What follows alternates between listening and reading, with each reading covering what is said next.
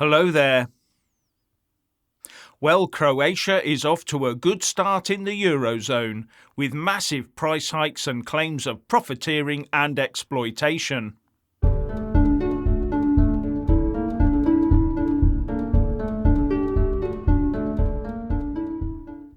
Now, if you haven't already done so, please do subscribe, click the little bell, select all, and then like and comment below.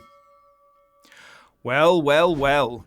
Croatia joins both the Eurozone and the Schengen area just a few days ago on the 1st of January, and the Croatian citizenry are now mostly not ecstatic about the situation they find themselves in. Because it turns out that prices have suddenly shot through the roof, with Euractiv.com reporting yesterday that the third day of Croatia's Eurozone membership brought widespread fury over the latest price hikes related exclusively to the switch to the single currency, which the government called perfidious exploitation and dishonest profiteering. So by ditching the kuna and adopting the euro, even with much preparation, the Croatians are finding they're getting ripped off. And this was despite assurances from both their own government and the EU Central Bank that there would be no rounding up of prices after the changeover. Looks like the retailers and service providers didn't quite catch that part of the deal. And it appears the rises are being imposed on top of the country's cost of living crisis inflation of over 10%. So it'll be interesting to see what Croatian inflation looks like in the coming months. And that will of course feed through to the Eurozone and wider EU inflation figures. Now there were about 7.5 kuna to the euro, so with everything now priced in euros, maybe retailers thought people would see low numbers on the price tickets and not notice a price hike in real terms. Along the lines of when the UK went decimal in 1971, and then again when we took on VAT a couple of years later in 1973.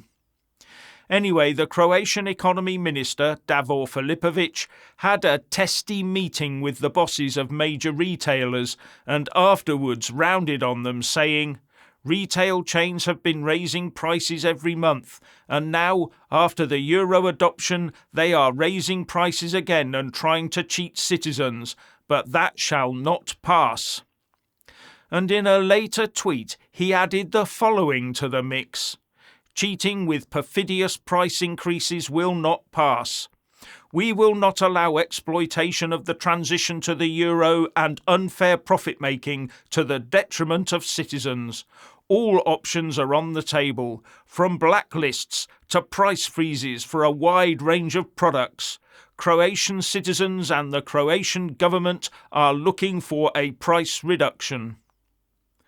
But the retailers were not happy, saying they were unpleasantly surprised and shocked with the minister's threats. Total upheaval and a very upset populace. Does that mean Croatia should reverse its euro decision? Along the lines of bemoaning rejoiners in the UK, heaping everything on Brexit and demanding that it's reversed. No, we'll be told it's just bedding in problems and will all settle down over time, and also that much of the price rises are down to international factors pushing energy and food prices up. But the Croatian people were made specific promises that did not materialise, weren't they? And in the UK, the ardent pro-EU lobby always ignores international factors that buffet the UK where Brexit is concerned, don't they?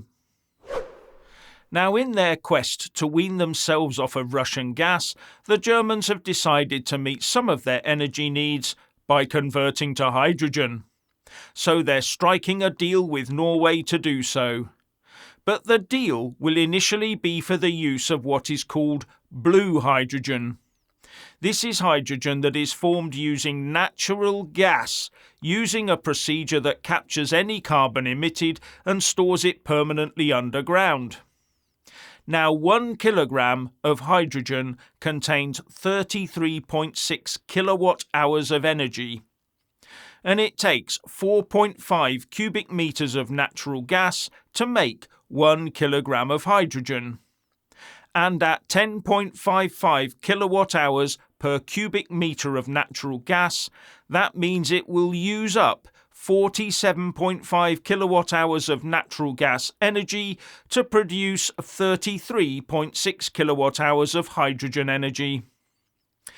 Now, later on down the line, Germany plans on converting to what's called green hydrogen, which uses electrolysis. You'll have done that experiment at school, no doubt, with a battery and a couple of wires, together with a bowl of water and some receptacles to capture the resulting oxygen and hydrogen in. But to do this at scale requires the use of a lot of electricity. And in the most efficient case scenario, it takes 39 kilowatt hours of electricity to produce 1 kilogram of hydrogen containing 33.6 kilowatt hours of energy. And normally you could expect to put 48 kilowatt hours of electricity in to get those same 33.6 kilowatt hours of hydrogen energy out. And according to a Guardian report back in September this year, using hydrogen for home heating could prove a much more expensive option than natural gas, according to the leading energy analyst's Cornwall Insight. Between now and 2050, when the UK is legally bound to reach net zero greenhouse gas emissions, using hydrogen would add about 70% to home energy bills compared with using gas, according to the report commissioned by renewable energy charity MCS Foundation. But it makes sense, because you are expending more energy converting it into something else that produces less energy than you put in the first place. And how are the Germans going to generate all that extra electricity to produce all the hydrogen they require, on top of what they already have to generate? And then, when all those brand new electric cars get plugged into the German electricity grid... And the Guardian report also quotes Jitendra Patel, senior consultant at Cornwall Insight, as saying, "While hydrogen does have a part to play in the decarbonisation pathway, through, for example, use in the industrial sectors and in the use of surplus electricity, current and forecast costs all show it is simply uneconomical to use 100% hydrogen fuel for heating our homes." Whereas natural gas obviously is economical. Now, the Reform UK leader Richard Tice says the Tories should be smashed and destroyed at the next general election. And speaking at his first outing in 2023 yesterday, he now says he would never do a deal to save the Tory skin again, like his party did in 2019. Never again, he said. "No, absolutely no deals," he said. "I think the Tory party deserve to be smashed and destroyed given what they've done to the country, and the country deserves proportional representation." He also said that there was nothing that Rishi Sunak could do to change his mind, and that as far as he was concerned, we would probably not see another majority Tory government in his lifetime. He also said that Tory activists, councillors and even MPs were in a state of despair over their own government right now because they don't recognise their own party anymore.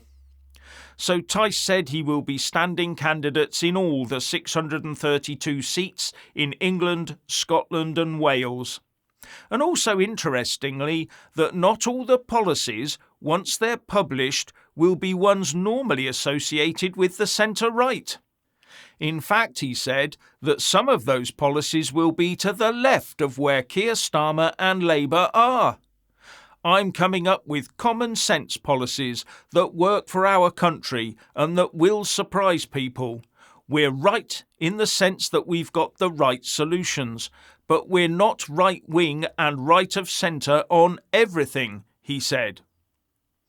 Now, it will be interesting to see which Reform UK policies end up being left of Commie Keir. And finally, when subscribing, please don't forget to press that little bell and also select the all option, or you won't get any notifications when I publish a new video. And thank you all so much for taking the time to watch the show.